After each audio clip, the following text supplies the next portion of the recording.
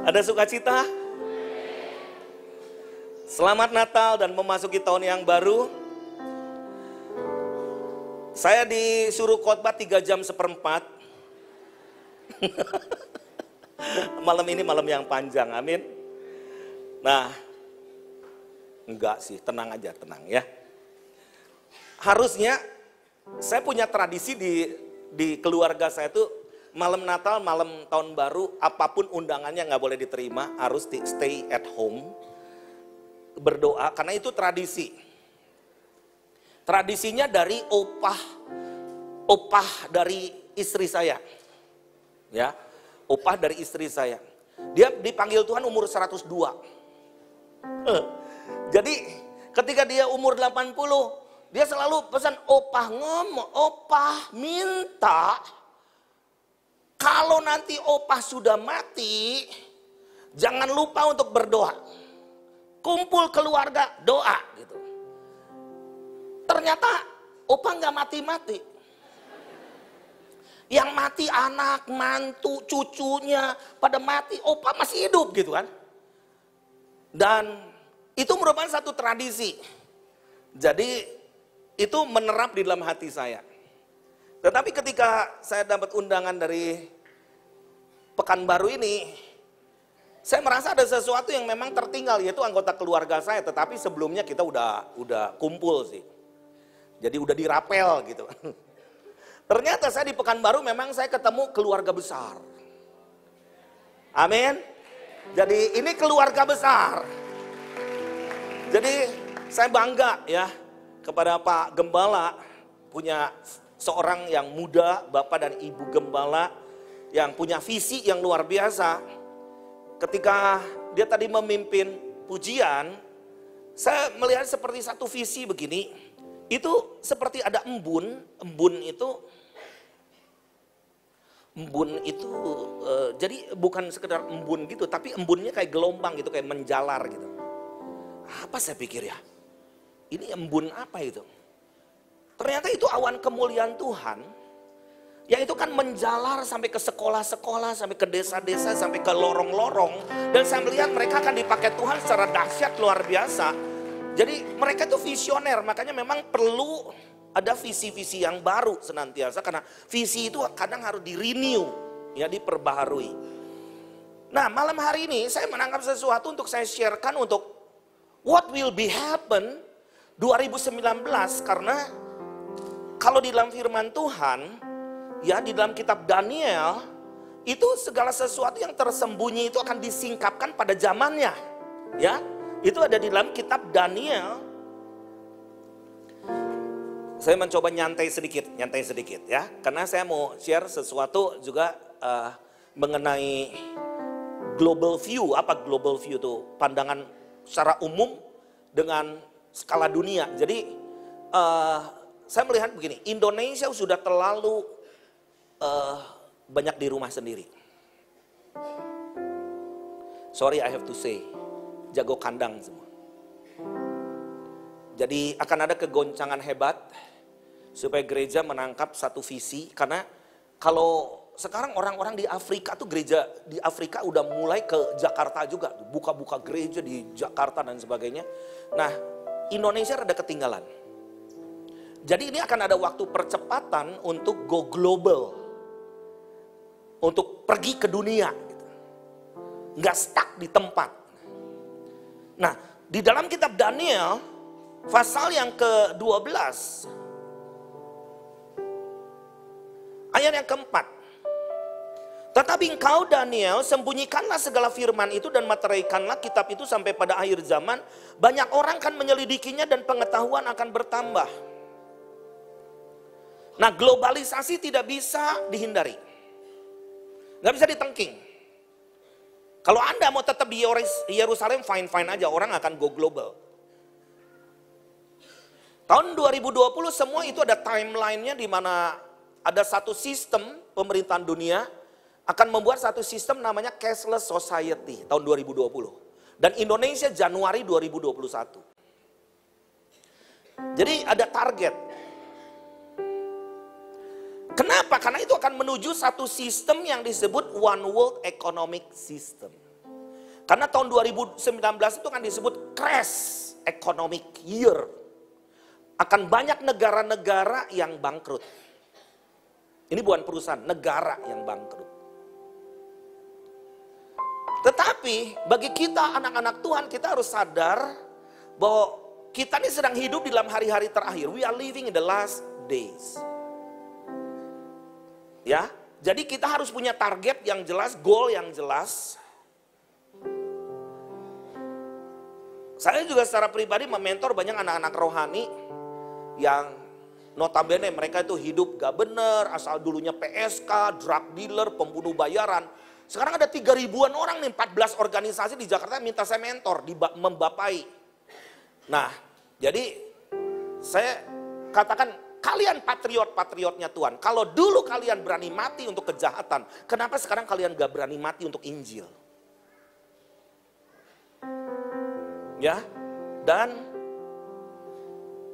saya katakan coba punya goal setting.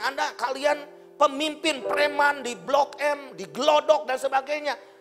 Berapa jiwa yang Anda bisa pengaruhi? Dengan start, saya katakan ya, 3.000 orang kita jangkau 3 juta. Dalam 2 tahun ini. Mereka, mungkinkah? Sekarang kita sedang ada dalam satu era yang disebut New Age, zaman baru. Jadi khotbah di on the stage kayak begini itu udah terbatas sekali. Itu harus pakai teknologi. Ada 2 ibu, ketika saya pergi ke Las Vegas disebut the Sin City, ya. 2 bulan yang lalu itu kota dosa lah gitu kan. Banyak bunuh diri, setiap hari pasti ada yang bunuh diri itu di sana tuh. Cuman gak pernah diekspos. 2 ibu ngomong begini, aduh tante ini seneng sekali ketemu bapak, aduh saya merasa diberkati. Loh tante, rasanya aku baru ketemu tante. Ih, tante ini suka denger di YouTube. Ini tante-tante akhir zaman. Jadi dengar khotbah saya melalui YouTube. Di Las Vegas. Saya nggak tahu khotbah yang mana, saya juga nggak nanya. Tetapi waktu itu tante dalam keadaan depresi, tante menangis, lalu tante lihat YouTube dan tante dikuatkan. Dan sampai hari ini tante kuat. Wah, saya jadi, wow, inilah yang Tuhan Yesus maksud. Kamu akan melakukan pekerjaan yang lebih besar daripada yang aku lakukan. Kalau zaman Yesus mau memberitakan Injil naik unta ke Las Vegas, bagaimana? Ke Nevada di sana. Impossible, gak mungkin. Adapun aku, di dalam ayat yang ke-8, adapun aku memang ku dengar hal ini tetapi tidak memahaminya, lalu kutanya Tuanku apakah akhir segala hal ini? Tetapi ia menjawab, pergilah Daniel sebab firman ini akan tinggal tersembunyi dan termeterai sampai akhir zaman. Banyak orang akan disucikan dan dimurnikan dan diuji, tetapi orang fasik akan berlaku fasik, tetapi tidak seorang pun dari orang fasik itu akan memahaminya, tapi orang yang bijaksana akan memahami. Kalau kita nggak memahami zaman kita, berarti kita orang fasik. Gitu kan maksudnya nih.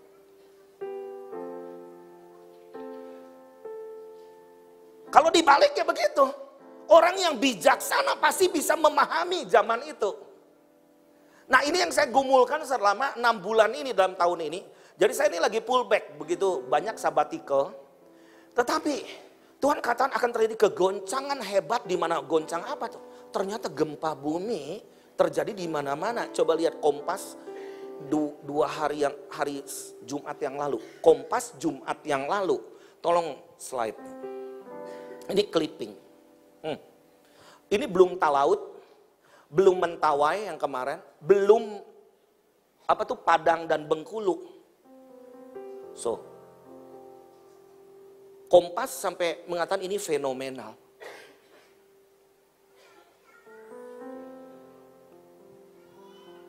Saya katakan Tuhan, kenapa cuma Indonesia? Apakah di Indonesia itu di dalam itu ada naga gitu goyang terus? Tadi Puting Beliung di Cirebon, ada bayi juga yang mati. Saya berapa hari yang lalu pergi ke Carita, Pantai Carita, ke Anyer, Pantai Carita. Saya mengunjungi orang yang kena tsunami di sana. Waduh, pakai tenda. Banjir juga di Pandeglang. Lalu tenda-tenda itu yang dibangun oleh orang Korea. Bayangkan kena puting beliung. Tendanya juga terangkat semua. Waduh. Ini benar sesuai firman Tuhan di dalam Matius 24. Matius 24 ayat 3 sampai ayat 14. Tapi saya baca cuma ayat 7 dan 8 aja ya. Sebab bangsa akan bangkit melawan bangsa dan kerajaan melawan kerajaan, akan ada kelaparan dan gempa bumi di berbagai tempat. Akan tetapi semuanya itu barulah permulaan penderitaan menjelang New Age, zaman baru. Penderitaan ini ternyata penderitaan apa? Ini ternyata bahasa aslinya itu seperti sakit bersalin. Sampai sesek gitu rasa sakit bersalin. Tapi ini baru permulaan. Dan klimaksnya yang harus kita lakukan adalah ayat 14. Dan Injil kerajaan harus diberitakan di seluruh dunia menjadi kesaksian buat semua bangsa, maka tibalah kesudahan. Jadi ada masa opportunity, ada masa jeda yang itu tugas kita, bukan tugas Tuhan. Injil kerajaan akan diberitakan di seluruh dunia menjadi kesaksian bagi semua bangsa. Sesudah itu barulah tiba kesudahannya. Nah, kalau kita lihat tanda-tanda zaman di dalam Lukas 21 yang mulai ada 25 sampai 33 itu serem, itu semua lagi terjadi satu persatu. Itu dalam 6 tahun ini ada namanya Blood Moon, dan nanti yang paling ngeri adalah 20 Januari. Sampai 21 Januari itu namanya Super Blood Wolf Moon. Itu saya katakan, kenapa ini Super Blood Wolf Moon itu apa? Ini 8.000 tahun, the nearest, yaitu terdekat ke bumi. Jadi maksudnya apa? Hati-hati gelombang pasang laut.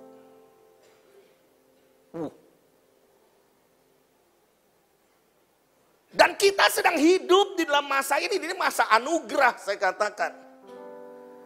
Masa anugerah, jadi jangan sampai, karena firman Tuhan ditulis begini, kata jangan takut itu tertulis 365 kali Bapak Ibu sekalian.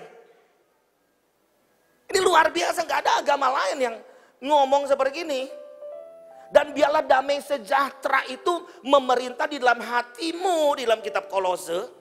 Jadi tidak dikondisikan dari luar, tapi dari dalam keluar. Tadi Bapak Gembala ngomong mengucap syukur itu penting sekali. Ternyata mengucap syukur itu korban. Korban ucapan syukur itu ucapan bibir yang memuliakan namanya. Lagi 2 minggu yang lalu saya di Palu ya, ada Natal gitu. Saya tuh kenapa saya ke sana? Karena kasihan ngelihat gereja-gereja di kota Kulawi itu 3 jam dari kota Palu itu semua rata dengan tanah dan jemaatnya bangkrut total semua. Jadi ketika mereka bersaksi, sebelum Natal itu mereka bersaksi, kami habis semua, kami nggak tahu masa depan kami bagaimana. Gedung gereja sudah rata dengan tanah dan jemaat pun demikian, banyak anggota jemaat yang mati. Bahkan ada satu hamba Tuhan ngomong, apakah Tuhan itu masih ada kah? Waduh, celaka ngomong begini. Lalu di konser Natal itu kita bikin coba doa, dan saya katakan, ayo Bapak, meskipun saya ngerti penderitaan Anda harusnya memang bersuka cita dalam Natal ini. Tetapi kalian memang ada penderitaan, barang hilang, harta lenyap semua, bahkan anggota keluarga yang mati. Mau nggak mengucap syukur? Kan itu korban. Mereka berdoa, kami mengucap syukur ini sambil sakit kayak begitu. Mengucap syukur bukan lip service, sekedar terima kasih. Memang aku sehat, aku diberkati. Kalau lagi nggak diberkati, mau mengucap syukur. Itu namanya korban yang berkenan di hadapan Tuhan. Nah, ketika saya bergumul nih, saya sebagai pelayan Tuhan, saya adalah seorang penggerak. Biasanya kalau bergerak, bisa bergerak. Tapi saya ini mengerem diri karena jangan sampai saya ini kebablasan gitu. Pakai good idea, bukan God's idea. Jadi good idea tuh pola pikiran-pikiran saya. Jadi diam. Karena saya ini orangnya semangat gitu. Jadi kadang mesti mengerem diri gitu. Jadi beberapa waktu ini saya coba mempersiapkan diri. What will be happen? What should I do at the moment gitu. Saat ini apa yang saya harus lakukan. Dan apa yang harus saya lakukan di tahun 2019 itu. Dan singkapkan sesuatu Tuhan. Gitu kan. Nah ketika saya coba. Waktu itu lagi googling nih. Ketemu satu sampul majalah. Loh. Orang pasti nggak tertarik lihat sampul itu. Tapi saya langsung cek ini. Wah ini saya nggak tahu ini orang Kristen atau bukan ya. Yang bikin sampul majalah. Namanya majalah The Economist. Coba lihat slide. Kalau dunia tahu, masa anak Tuhan nggak tahu. The World in 2019. Ya. Ini gambarnya gini. Oke. Ini kok jadi melebar ya, ya nggak apa-apa ya. Pokoknya jelas kan. Nah, Anda tertarik ke beli majalah kayak model begini? Saya yakin orang Indonesia nggak tertarik karena orang Indonesia tuh biasanya pemandangan bagus, ada bulannya, wow itu baru gitu kan. Kalau yang tebak-tebakan, yang mikir tuh biasanya nggak mau. Tapi ini saya survei satu persatu gambar ini. Wow, ini firman Tuhan. Next, coba. Ini 4 kuda yang ada di Wahyu 6. Putin, Cina, panda. Next dulu. Nanti kembali ke situ. Ini apa? Angsa bawa apa tuh? Bayi sebetulnya. Tapi ada barcode-nya. Itu apa sih? Itu namanya a Franken baby is born. Maksudnya? Nanti saya jelasin dikit supaya nggak bingung dan bengong pulang jadi pusing gitu kan. Saya jelasin, ini menurut pengertian yang saya dapat ya. Ini mobil nanti akan pakai listrik. Saya ingin menantang para insinyur dan sebagainya. What are you doing? Apa kalian tahu mengenai ada satu visi di depan gitu? Kita My Home lagi bikin namanya Smart City di Mentawai itu gak pakai bensin solar.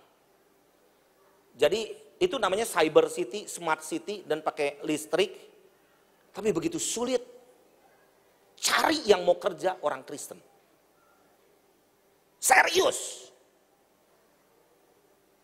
Untuk jadi tenaga ahli, membangun kota.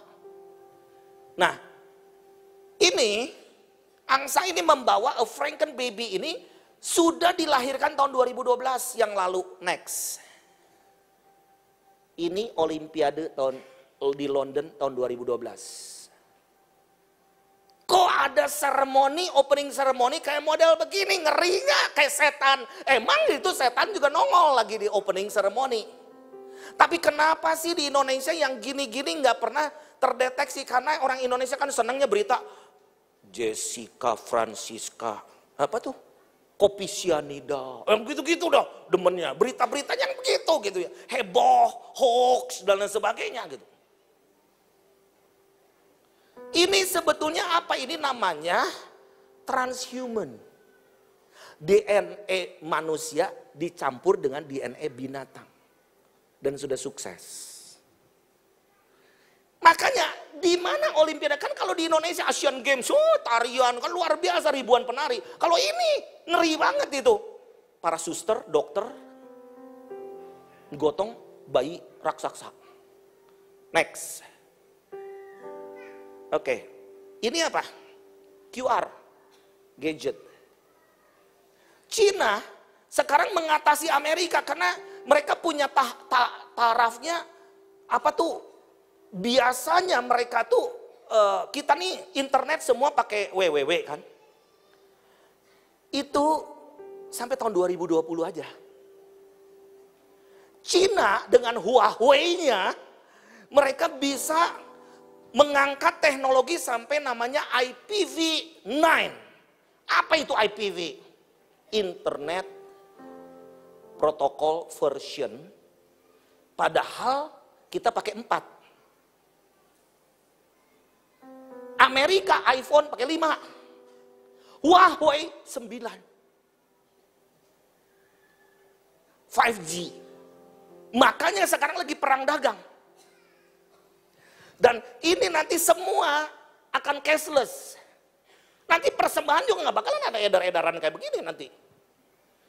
Itu terlepaslah salib daripada tukang ngitung persembahan. Karena biasa uang noban dilipatnya 18 kali.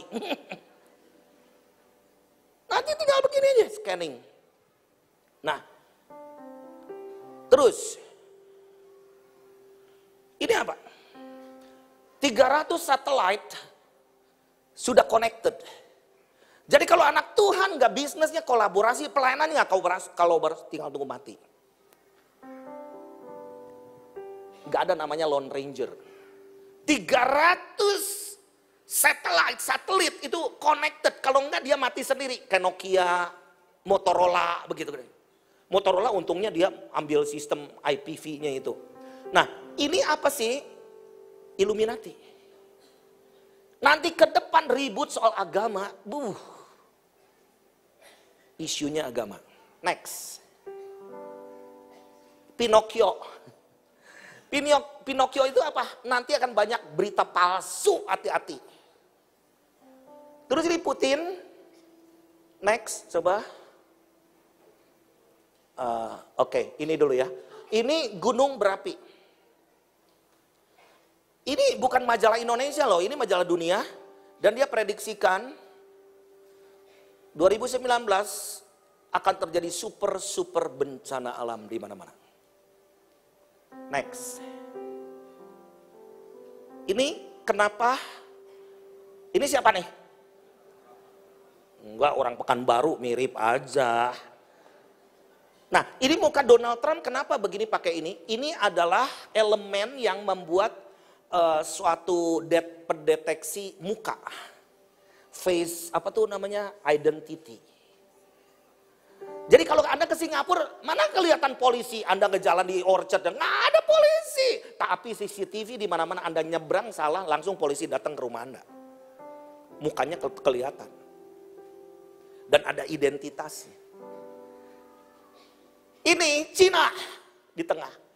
Jadi diprediksikan tahun depan akan starting Perang Dunia Ketiga. Putin akan bersama dengan nanti disupport oleh Turki dan Iran. Lalu Cina kemana? Ini lagi perang dagang. Cina dengan Amerika. Next. Ini bulldog apa? Brexit. London, kalau bulldog itu kan dari England.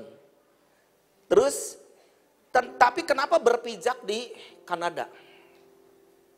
Kekurangan duit, England. Akan menyedot dana dari Kanada.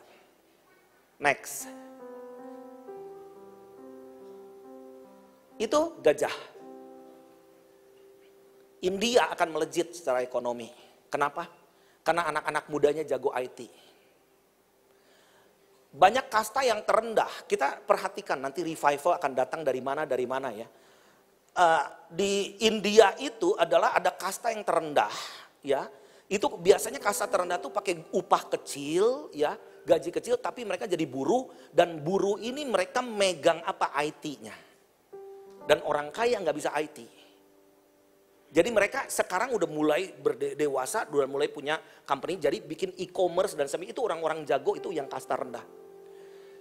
Nah, ekonomi itu akan muncul dari bawah, bukan dari atas nanti ke depan. Lihat aja seperti Gojek, Gokar gitu ya, Gojek ya. Itu asetnya 6 kali Garuda Indonesia. Punya motor nggak? 1 biji juga punya.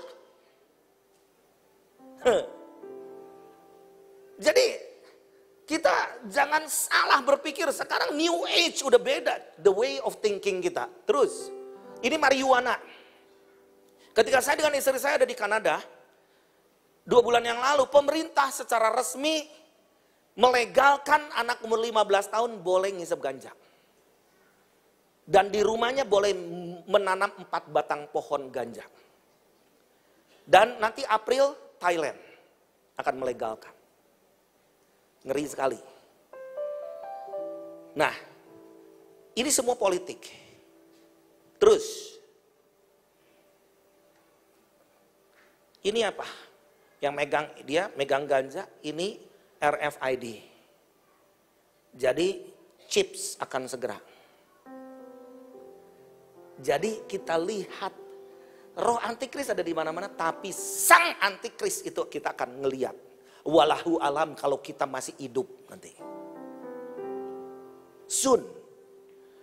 Jadi ini kenapa ini sebutnya DNA yang terputus. DNA itu kan kayak tambang begitu, tetapi ini dipotong jadi begini. Dan itu ada sebetulnya kalau warna nih garis di atas dan bawah tuh ada garisnya. Itu maksudnya kenapa diputus? Diputus itu sama dengan film-film itu yang kita nonton itu bukan sekedar film Marvel dan lain sebagainya. Itu bukan sekedar satu hiburan, tetapi itu propaganda. Jadi nanti kayak Spider-Man, Wolfman, Aquaman itu ada namanya human-nya enggak 100%. Jadi image of God-nya jadi gambar Allahnya udah rusak. Nanti jadi sifatnya misalkan dikasih DNA beruang dan sebagainya supaya dia bisa cium penjahat ada di luar sana nih. Nah itu bisa begitu tuh. Bisa lebih tajam. Makanya hati-hati dengan image anak-anak kita, pasti bisa nanti figur mereka bisa lompat enggak the hero tuh enggak Yesus lagi, the hero tuh bukan fathernya lagi, tetapi someone else. Nah, next ya, saya takut nanti kelemahan. Terus, ini timbangan, oke? Timbangan. Tetapi di sini ini gambar Leonardo da Vinci. 500 tahun tepat kematian dia. Nah, ini ada tulisan Me Too. Apa itu Me Too? Itu adalah kelompok kaum perempuan yang pernah mengalami kekerasan seksual dan sebagainya, termasuk Angelina Jolie, dan menjadi tokoh untuk emansipasi wanita. Namanya Me Too. Terus. Nah, Me Too. Nah, terus Leonardo da Vinci ini kok pakai kacamata itu virtual. Karena tahun 2019 nanti jangan heran ada namanya teknologi blue beam dan sky hologram. Gak tau lah Anda ngerti nggak ngerti, pokoknya saya ngomong aja lah pokoknya lah. Saya juga bukan ahlinya. Tetapi saya mempelajari karena saya nggak mau ketinggalan. Saya nggak mau jiwa-jiwa tuh ngumpul-ngumpul ibadah tapi kesedot kemana kita nggak ngerti gitu kan. Ya, karena ilahnya itu ada di kantong Anda. Nah, semua hidup tuh ada di situ nanti. Sekarang kalau di Jakarta Anda ketinggalan handphone nih bapak-bapak, stres minta ampun. Kalau ketinggalan istri, no problem. Kenapa? Kalau ketinggalan handphone, kita GoPay ada di situ, semua ada di situ gitu kan. Jadi kita nggak bisa hidup. Nah, ini namanya virtual itu sky hologram itu nanti akan ada penampakan-penampakan Mesias palsu. Sampai saya selidiki kenapa ini mereka iseng kayak begini. Bukan iseng, mereka punya target. Nanti mereka akan bikin penampakan-penampakan di langit seperti Yesus, tapi Yesus KW. Makanya di dalam Matius 24 nih, itu dikatakan jangan percaya kalau di sini ada Mesias, di sana ada Mesias. Di Brasil, di Cina udah banyak nih kena dampak. Next. Oke. Terus ada kembali ke slide kedua. Itu slide kedua itu di Wahyu 6 ayat 1 sampai ayat 8. Itu mengenai 4 kuda. Yang pertama adalah materai, itu Wahyu 6 ayat 1 dan 2, materai pertama dibuka itu kuda putih. Artinya apa? Mesias palsu, antikris. Jadi 2019 mereka, dia yang ngomong nih prediksinya, antikris akan muncul. Apalagi dengan 70 tahun merdeka Israel dan sudah menghabiskan pembangunan bait Allah kembali. Karena bagi mereka 70 tahun itu the great Yobel. Mereka nggak mau mundur-mundur soal itu. Dan mereka percaya bahwa Mesias itu kan datang. Tetapi saya katakan, loh mereka belum percaya Kristus. Ya nunggu kuota bangsa-bangsa lain. Dan sebetulnya kalau kita lihat ya, pulau-pulau yang jauh di timur itu akan membawa api revival. Di mana itu pulau-pulau yang jauh? Yesaya 42 ayat 10 sampai 12, Indonesia. Karena Indonesia akan membawa api revival ke bangsa-bangsa lain dan back to Jerusalem. Siap dipakai Tuhan? Siap dipakai Tuhan? Makanya kita harus on fire terus, jaga api harus terus menyala di dalam hidup kita. Lalu yang Wahyu 6 ayat 3 dan 4 itu materai kedua dibuka, kuda merah padam, itu apa? Mengambil damai sejahtera. Nah ini yang ngeri. Saya nih sebulan ini saya pergi ke Lombok, saya pergi ke Palu, saya pergi ke Anyer, saya pergi kemana lagi ke daerah ada bencana gitu. Itu bisa melihat ada orang yang kalem, ada damai sejahtera, tenang, ya biarkan. Kita bersyukur Tuhan masih. Tapi ada orang yang, untuk apa saya hidup? Buat apa saya hidup sekarang? Coba bayangin kalau damai sejahtera dicabut. Damai sejahtera diambil. Makanya Tuhan katakan bahwa hendaklah damai sejahtera Kristus memerintah di dalam hatimu. Jadi jangan dikendalikan oleh luar, tapi dari dalam damai sejahtera itu Yesus Kristus bersemayam di dalam kita. Memberikan damai itu, shalom itu di dalam kita. Amin. Nah, jadi kalau kita lihat di sini di dalam Wahyu 6 ayat yang 5 dan 6, materai ketiga dibuka, kuda hitam. Itu apa? Kelaparan.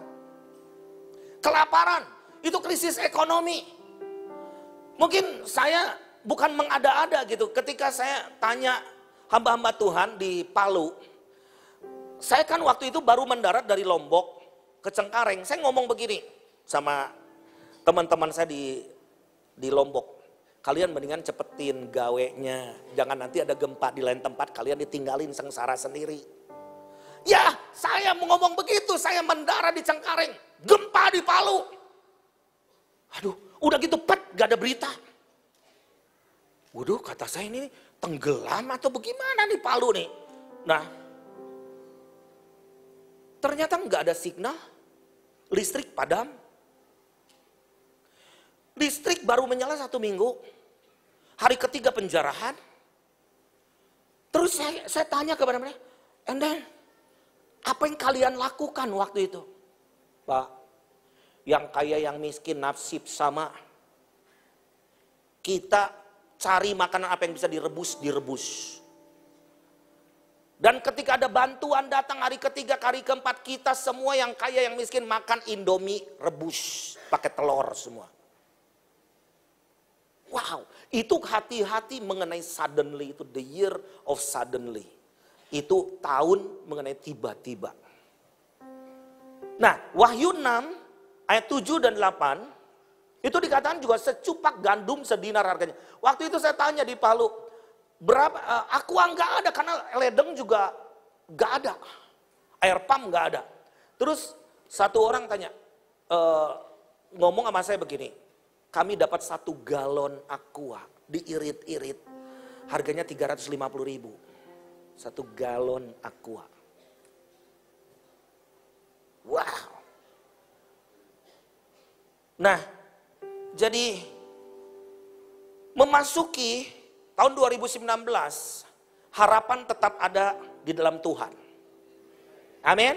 Karena firman Tuhan katakan aku akan goncangkan. Yesus yang berkata aku akan goncangkan apa yang dapat aku goncangkan. Langit, bumi, darat, laut, kerajaan-kerajaan akan aku goncangkan. Supaya nyata yang tidak tergoncangkan. Yang tidak tergoncangkan hanyalah firman Tuhan. Dan orang yang berdiri di atas firman Tuhan tidak akan tergoncangkan. Jadi yang pertama adalah berjaga-jaga. Berjaga-jaga senantiasa. Jangan sampai seperti 5 gadis bodoh. Padahal nggak bodoh-bodoh amat. Dari 10 gadis ini menantikan sang mempelai. Tetapi kenapa Yesus kata 5 ini bodoh. Karena 5 ini gak punya reserve minyak.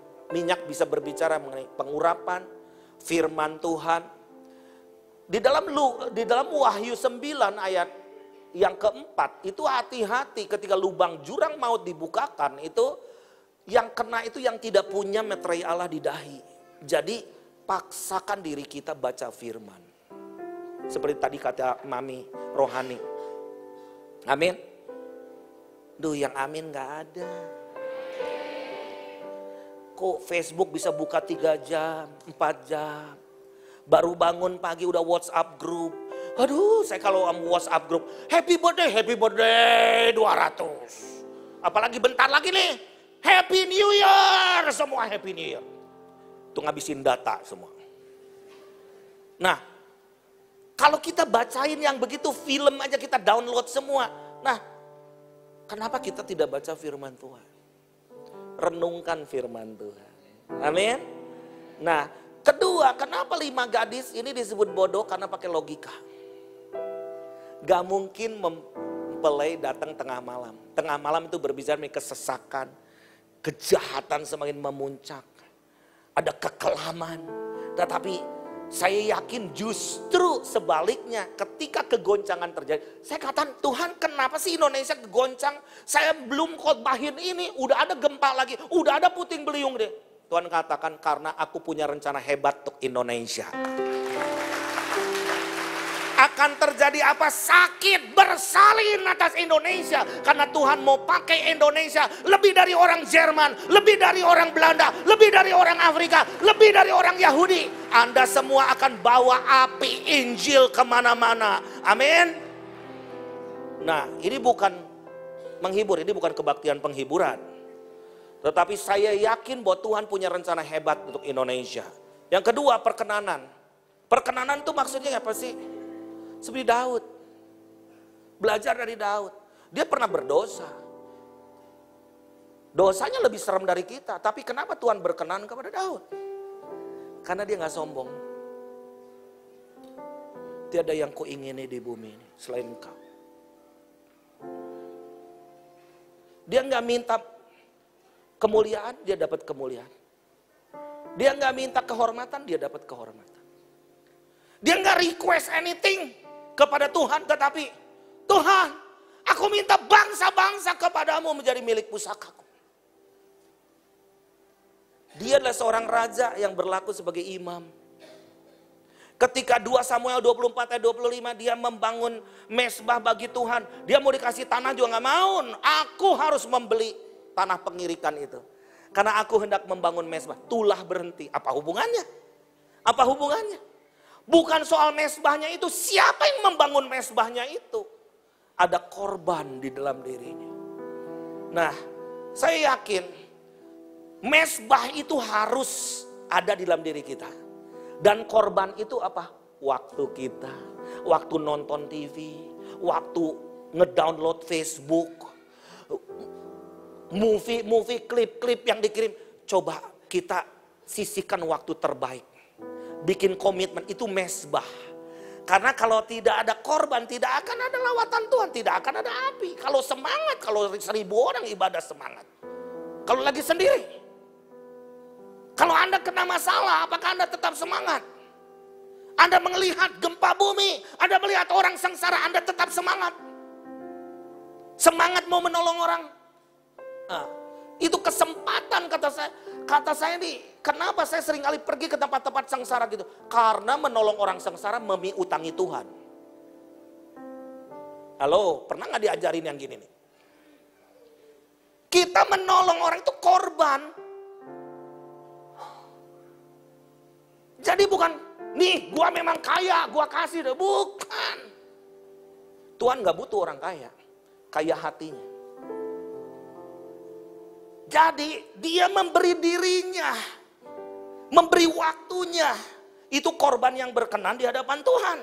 Itu dalam Ibrani 13 ayat 15 dan 16. Itu yang pertama korban syukur.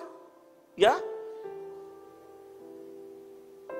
Sebab itu marilah kita oleh dia senantiasa mempersembahkan korban syukur kepada Allah, yaitu ucapan bibir yang jadi korban syukur yang memuliakan namanya. Ayat 16. Dan janganlah kamu lupa berbuat baik dan apa? Dan apa? Kok cuman Bapak ini yang dibaca? Dan sebab korban-korban yang demikianlah yang berkenan kepada yang berkenan. Jadi menolong itu bukan karena baik hati. Ternyata menolong orang itu perlu kasih karunia. Kalau nggak kelihatan. Nggak kelihatan. Nggak peka gitanya. Jadi minta mantel anugerah daripada Tuhan, minta mantel perkenanan daripada Tuhan, supaya kita ini setiap pagi juga, Tuhan, aku minta berkat, itu nggak salah. Tetapi pernah nggak setiap pagi Anda berkata, Tuhan, aku minta perkenanan Tuhan hari ini. Pakai hidupku Tuhan. Apa yang harus aku lakukan? Yang terakhir adalah menjadi seperti Kristus. Christ likeness. Ya, diselamatkan untuk menyelamatkan, ditemukan untuk menemukan yang terhilang. Jadi kalau misalkan India waktu itu, Mahatma Gandhi ketika wafat ditemukan ada apa tuh salib, Alkitab yang kucel di apa tuh di ikat pinggangnya. Kagetlah orang, loh selama ini Mahatma Gandhi itu khotbahnya dari Matius 5. Ketika dia ditanya oleh satu orang misionaris, Mahatma Gandhi, kak Anda tuh selalu berpidato, selalu dari Alkitab. Kenapa kamu nggak jadi Kristen? Dia katakan, I don't want to be Christian. I love Christ, but I hate Christian. Saya cinta Kristus, tapi aku gak suka orang Kristen. Karena mereka tidak seperti Kristus. Wow, so powerful. Dunia lagi gak butuh khotbah, tapi dunia lagi butuh kesaksian. Seperti tadi Pak Gembala. Bersaksi itu harus jadi gaya hidup kita. Amin. Apapun kondisinya, kesaksian itu akan memberi banyak orang kehidupan. Amin. Kesaksian itu adalah merilis satu kehidupan kepada banyak orang. Kita bangkit berdiri, kita bangkit berdiri. Oh Ramashanda Baralamasya. Kami bersyukur untuk kasih setia Tuhan di dalam kehidupan kami. Biarlah ya Tuhan kami mengalami ada satu keintiman dengan Tuhan dan satu komitmen di dalam menghadapi satu tahun yang baru lagi.